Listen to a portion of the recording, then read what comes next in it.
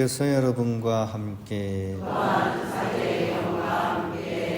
요한이 전한 거룩한 복음입니다.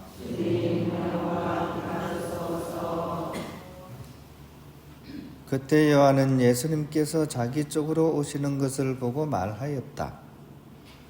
보라, 세상의 죄를 없애시는 하느님의 어린 양이시다. 저분은 내 뒤에 한 분이 오시는데 내가 나기 전부터 계셨기에 나보다 앞서신 분이시다 하고 내가 전에 말한 분이시다. 나도 저분을 알지 못하였다. 내가 와서 물로 세례를 준 것은 저분께서 이스라엘에 알려지시게 하려는 것이었다. 요한은 또 증언하였다. 나는 성령께서 비둘기처럼 하늘에서 내려오시어 저분 위에 머무르시는 것을 보았다. 나도 저분을 알지 못하였다. 그러나 물로 세례를 주라고 나를 보내신 그분께서 나에게 일러주셨다. 성령이 내려와 어떤 분 위에 머무르는 것을 내가 볼 터인데 바로 그분이 성령으로 세례를 주시는 분이시다. 과연 나는 보았다. 그래서 저분이 하느님의 아드님이시라고 내가 증언하였다. 주님의 말씀입니다. 그리스도님 감사합니다. 평안을 빕니다.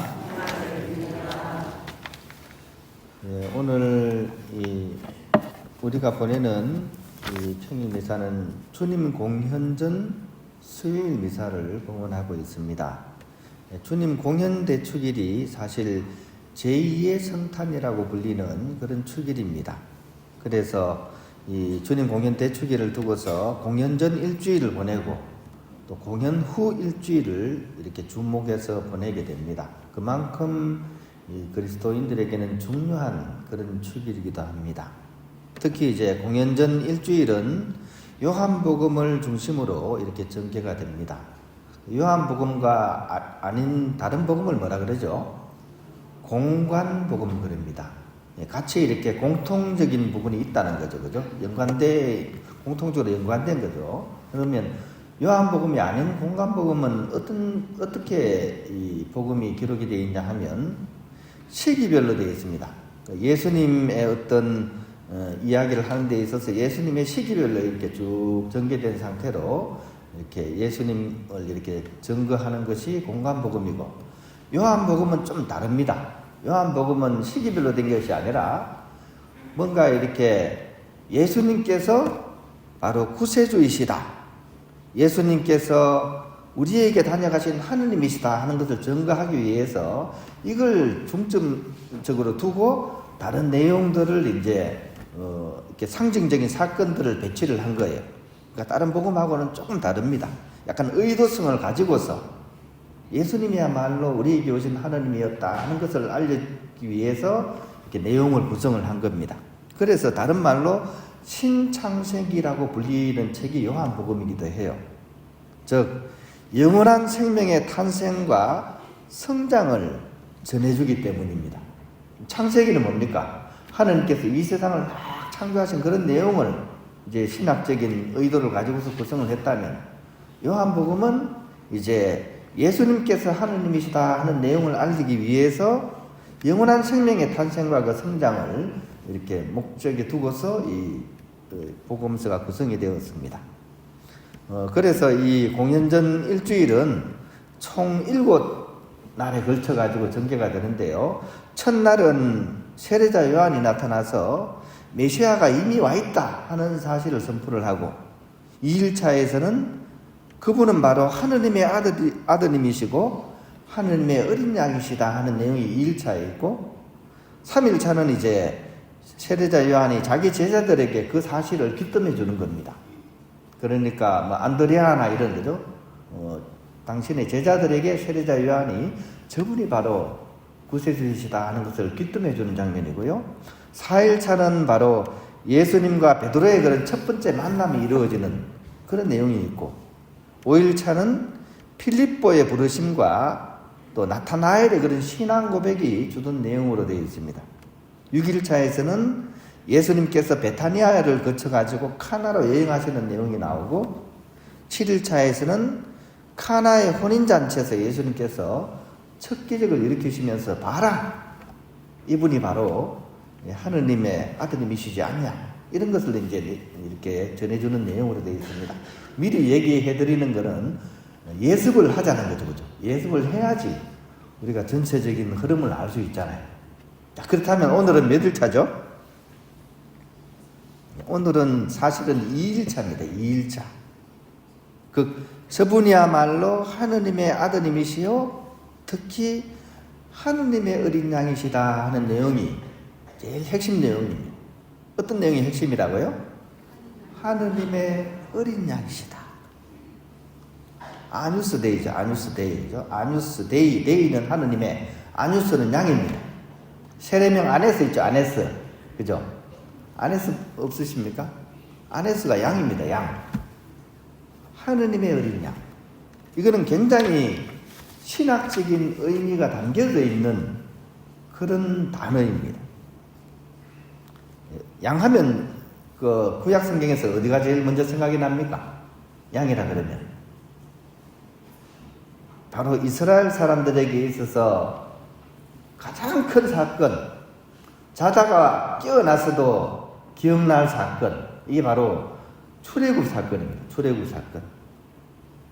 그 출애굽 사건 중에서도 가장 핵심적인 사건이 뭡니까?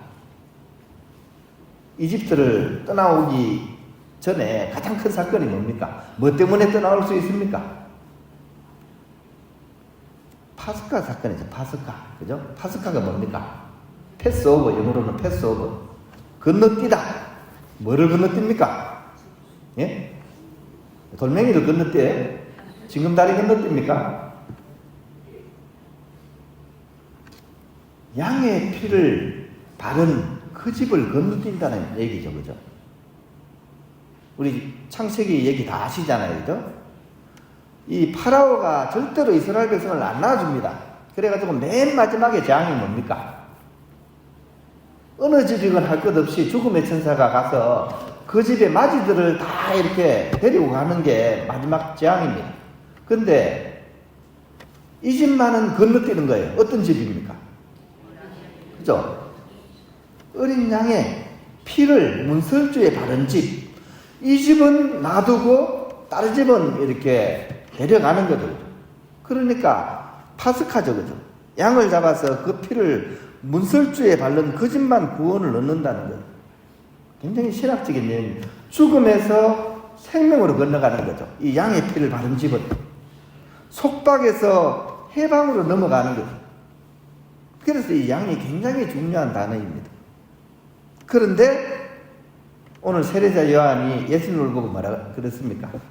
저분은 하느님의 어린 양이시다 라고 얘기하는 거예요.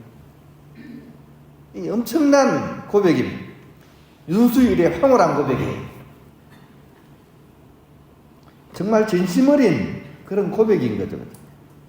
저분이야말로 우리의 모든 죄를 대신해서 지고 가시는 하느님의 어린 양이시다 하는 고백이 이 말 속에 들어가 있는 거죠. 그래서 여러분들이 이 단어를 계속 되냅니다. 언제 되냅니까? 좀 이따 할 거예요. 언제입니까? 이 요한의 고백을 언제 합니까? 그렇죠. 영성차기 전에 뭐라 그럽니까? 보라, 하느님의 어린 양, 세상의 죄를 없애시는 분이시니 이 성찬에 초대받은 이는 복되도다 라고 우리가 고백을 하고 나서 성체를 받아 모시는 거예요. 엄청난 사건이고 미사에 있어서 가장 중요한 순간입니다. 그러고 나서 어떻게 됩니까? 그러고 나서 끝이죠. 그죠? 성체 모시고 끝이죠. 근데 그러면 안 되죠. 그죠? 그때가 바로 시작인 거예요. 어떤 시작입니까? 그 하느님의 어린 양을 받아 모신 내가 이제 어떻게 됩니까? 내가 또 한 분의 하느님의 어린 양이 되는 사건으로 나아가게 되는 그런 출발이라는 거죠. 우리 삶 또한 이제 예수님처럼 속죄양의 삶으로 나아가야 완성이 되는 그런 구조로서 우리 미사가 이렇게 만들어져 있는 거죠. 그래서 오늘 복음에 나오는 세례자 요한의 그 고백은 엄청난 고백이고, 또한 우리로 하여금 그 삶을 살아갈 수 있도록 하는 그런 초대라는 겁니다. 그런데 문제는 뭡니까? 이거는 우리가 성찰해야 됩니다. 문제는 뭡니까? 우리가 입으로는 하느님의 어린 양 하면서 고백을 했으면서도 아멘 하면서 성취도 받아 못 쓰면서 정작 어떻습니까? 우리 몸으로는 이것을 실천하지 못하는 데 사실 우리의 어려움이 있습니다. 많은 교우들이 안대신앙이에요. 안대신앙. 안대 뭡니까? 안 돼요. 안 돼요 해서 안대신앙. 모태신앙입니다. 못해요 해서 모태신앙. 내가 뭔가 속죄양으로서 하느님의 어린 양으로서 실천할 수 있는 그런 기회가 다가오면 어떻게 한다고요? 안 돼요. 못해요. 그러면서 다 도망가 버립니다. 입으로만 고백할 뿐이죠. 이것이 우리의 문제라는 거죠. 그래서 오늘 이 세례자 요한의 말씀을 우리가 잘 묵상해야 됩니다.